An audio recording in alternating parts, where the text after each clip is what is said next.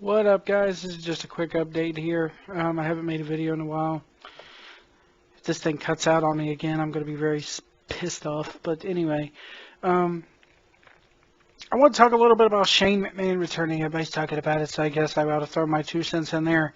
Half of me last Monday night was all, yay, holy shit, he's back. And the other half of me looked like a dog who is confused with his head kind of cocked to the side going, who? What? Because of the way they introduced that match. I don't think I don't know what to make of Shane McMahon versus The Undertaker in Hell in a Cell. I mean, obviously it's going to be a gimmick-filled match. They're going to throw whatever at the wall or whatever they want to at the wall just to see what sticks. I honestly don't know what to make of that. Honestly, I just don't. If they ever, if they could get it right, that would be one thing. First off, just because they're in Nashville tonight does not mean that TNA is getting bought by WWE. Not happening. We're not going to see a recap of the Invasion angle. It's just, no. So I don't know what to think. It's going to be curious to see what Undertaker does when he comes out there. He's obviously got to cut some sort of promo, or Vince has to sit there and tell him, look, pal. It would be so lame / bullshit crazy if Vince came out there and goes, oh, look, pal, I got the power to control the books here. And if you can beat Shane McMahon at WrestleMania, then I'll take that loss off your record. And you will go back to being 22-0. That match with Brock never took place. We'll count the match with Bray Wyatt. You'll go back to being 22-0 at WrestleMania. You'll get your streak back, and that's the only way I could see them doing this. Is what incentive does Undertaker have to wrestle Shane McMahon? A title shot? Taker doesn't need the title, and that's bullshit. We all know it. But I could just solely see Vince going, I have the power to give you that one thing that fuels you here. And that's your streak. You can have your streak back. I will erase it from the books. I have the power. And I could totally see it because Vince, they do this all the time. It's revisionist history. I got the power to go on WWE.com and change anything I want. Anything. That match will never have taken place if you could beat Shane McMahon in Hell in a Cell. I want you to destroy him. I want you to take his soul, pal. I can totally see Vince cutting a promo like that. And now it gives Taker something. Shane, I got to do this, man. That streak is the only thing that's kept my soul living for the last, decade or so. So, blah, blah, blah, blah. And you're off to the races. It's streak versus Monday Night Raw, I mean, it's crazy. Damn, I could totally see Vince doing that. I don't think they will because they're not that smart. And in hindsight, people are going to go, oh, that's kind of stupid. What, give him the streak back?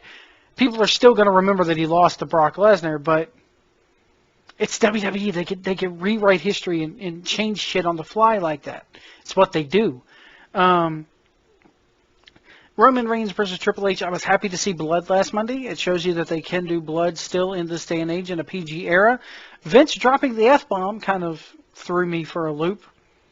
I was like, if you go back and listen to the Raw edit, if you can find it on YouTube where somebody created or somebody filmed it in the arena, it sounded like he was kind of hesitant to say it. And it's almost as if he was like, last minute decision. Vince is like, okay, we're going to get some color here as far as our language goes. Speaking of color, we had blood last Monday. It was a blood capsule. Looked real. Good fake blood there. And, nice consistency of the red corn syrup, as it were. Do I think we'll see blood anymore for a while in WWE? No. Do I think this feud needs any more blood? No. Do I think that, it's going to be a good match at Mania? No. Do I see Taker or do I see Triple H winning it? No. Does Triple H need to win it? To me, yes, because nobody wants to see Roman. Roman's going to get booed. Roman's going to get booed the next night on Raw. He's gotten booed last Monday. It's curious to see if he's going to get booed tonight in Nashville. Nashville's a town where, it's a good old southern town where they like dark wrestling, so it's a good indicator to see if the casual crowd is going to boo Roman Reigns. As far as NXT goes, I don't know what they're doing with NXT at this point because it is kind of leveling out for me. The honeymoon period of NXT is gone for me. I'm going to an NXT show in Charlotte, North Carolina, the Thursday after WrestleMania. I'm going. I'm kind of crazy about this because I've said this from day one, ever since Bo Dallas debuted, and it's happened with Bo. It happened with the Ascension. It's happened with Neville. It's happened with Kevin Owens, even though Kevin Owens kind of got up there, and then they kicked him off the mountain again. I'm so hoping that I'll get to see Finn Balor and Bayley and everybody else live because of the fact that I'm worried that they're going to get called up and misused anyway. And Finn Balor's acting like he's not in a hall-fire hurry to get called up. And he could say it's because he needs to learn American wrestling or the WWE style all he wants to. It's not. He sees how others are getting treated. So therefore, why be in a hurry to have your career end? I see the Ascension getting released by next year, guys. That's how bad it is. And they were the most dominant tag team in NXT history. So I feel sorry for Triple H. I've said this before on New Surge Live. I said this before, before I went dormant again.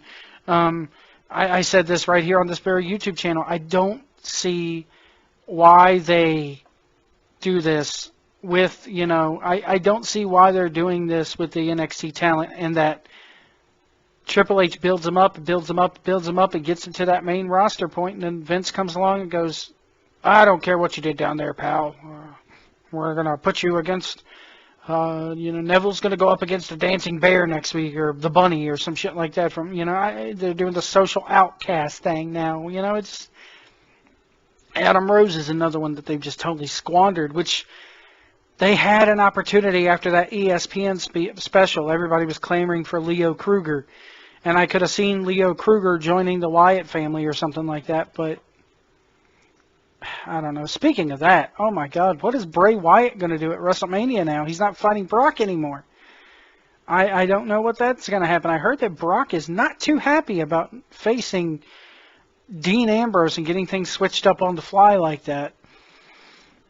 But anyway, going back, I'm hoping that the only incentive Taker has for this is I could give you back your streak. That would be so awesome. Anyway, I'm going to go ahead and get going here. I'm sorry I haven't posted anything in a while. I'm sorry this is such a short video, but I could totally see them doing that with Undertaker.